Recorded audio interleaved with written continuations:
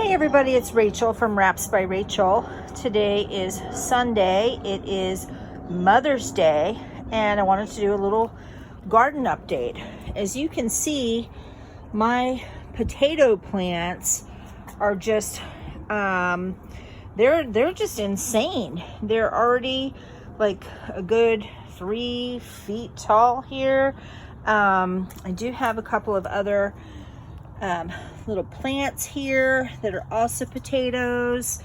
I've got like 4 different varieties all together, and there's like either 2 or 3 of these little plants inside of each of the grow bags. These ones that are the really tall ones here, those ones chitted up, you know, just they were already chitted when I that means that the little eyes are growing. They were already, you know, maybe an inch or 2 when I physically got the seed potatoes, versus these other ones which didn't have any chitting at all on them. So these ones are like way ahead of these other ones. I'm gonna say I planted these like 2 or 3 weeks before the other ones, but they're coming along and they're gonna do quite nicely. I have quite a number of different tomato plants, and like this is like my biggest one here. It's almost as big as the potatoes are. I've got quite a number of like little flowers already on various plants, and each one of my little grow bags has a little marigold to be friends. Okay. Coming over this way, these are some plants that I just haven't had a chance to put in their final homes yet. I have some portulacas. I have some drawing a blank on the name of these little guys. I've grown these before. They are coleus, and they tend to do pretty nicely in my yard. And then I have a couple of pepper plants as well. Just kind of walking over. What else do we have going on? I have some garlic plants as well as some carrots. They're doing okay. I think it's still a little too cool at night.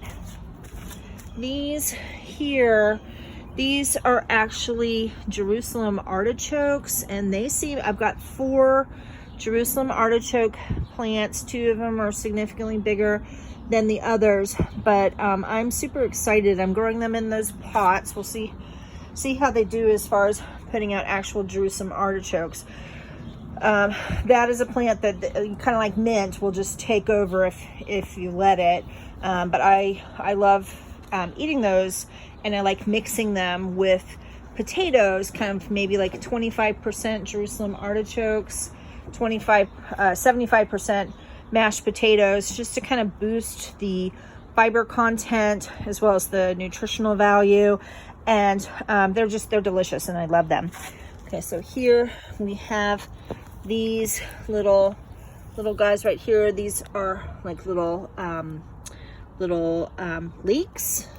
Excited about that. I do have some various hanging plants here. Here are some they came back from the previous year, the green onions. This particular one only has 1 in it. Here are some other ones. Here are some other ones. I think starting over here, this doesn't get quite as much light as we do over here. That's probably why that's not doing quite as well. We have some oregano, different kinds of Greek, Italian oregano, different kinds of thyme. I have French thyme. I have creeping thyme. I have English thyme. I have this one here is a lemon thyme. I've got some basils. They're doing pretty decently. And this one right here, quite honestly, I think that is also kind of a lemony thyme. It came back from last year, and its little identification tag seems to be missing. Okay, so I have this are Stevia plants, and they already have like little flowers on them. It seems kind of early for them to be flowering up already. This here, this is bee balm, and you can see that that's just going crazy. This is another bee balm. Here's another bee balm. Here's like a lemon. Let's see. This one here is pineapple sage. And here's another pineapple sage. There's two pineapple sages. They smell delightful. And I mean, as you can see, like all of these plants, everything's just pretty happy. It's really only my carrots and my garlic that just aren't performing as well as anything else. And as I said, I think it's because it's a little too cold. Here are some of my pretty hanging flowers. I have quite a number going over to this part of the garden. This is lemon balms, and then another bee balm.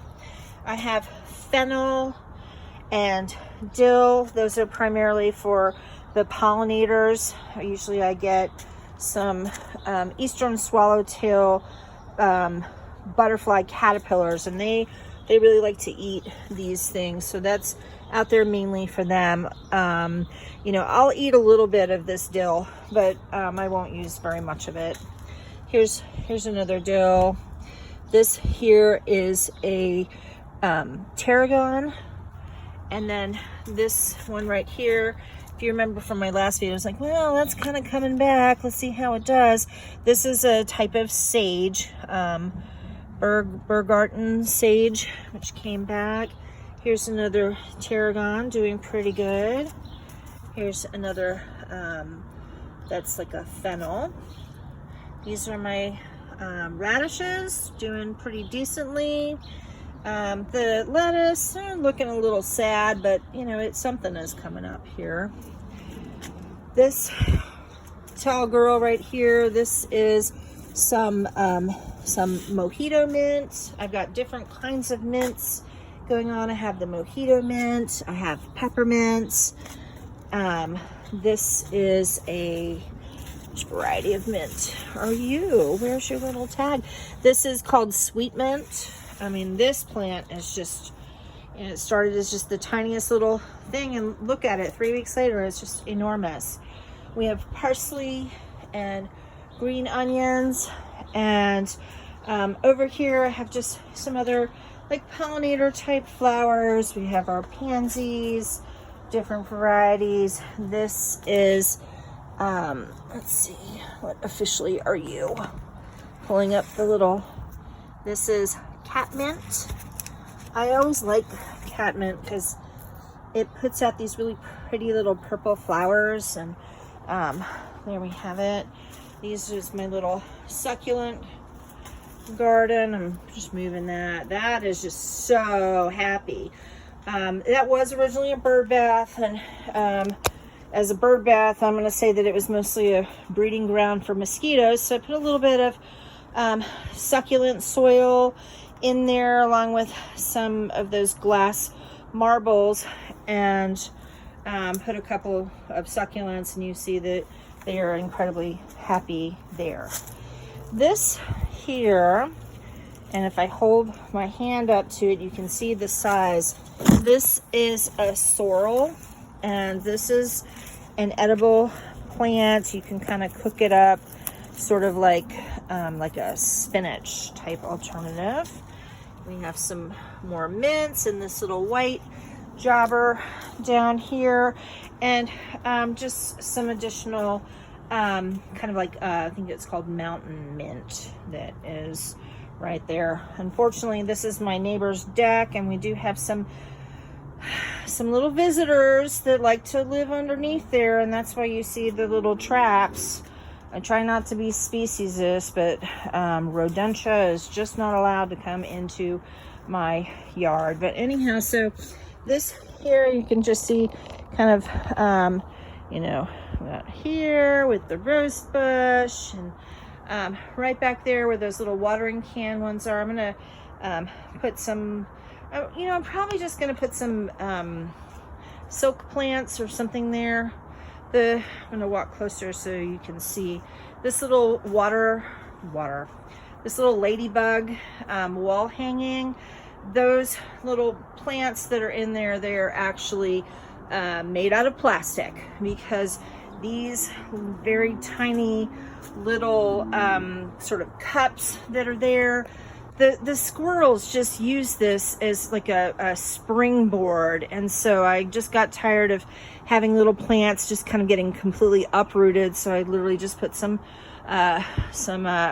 imitation plants in there and kind of tried to anchor them with some stones. Well, that has been there for the last 3 weeks. So I think that is working. And anyhow, so this is my little garden tour. Very, very different from how things were 3 weeks ago. But like I said, here we have these couple of plants left to go ahead and do. And then I need to hill the potatoes and hill these tomatoes a little bit more. But yeah, it's just coming along great. Thanks for watching.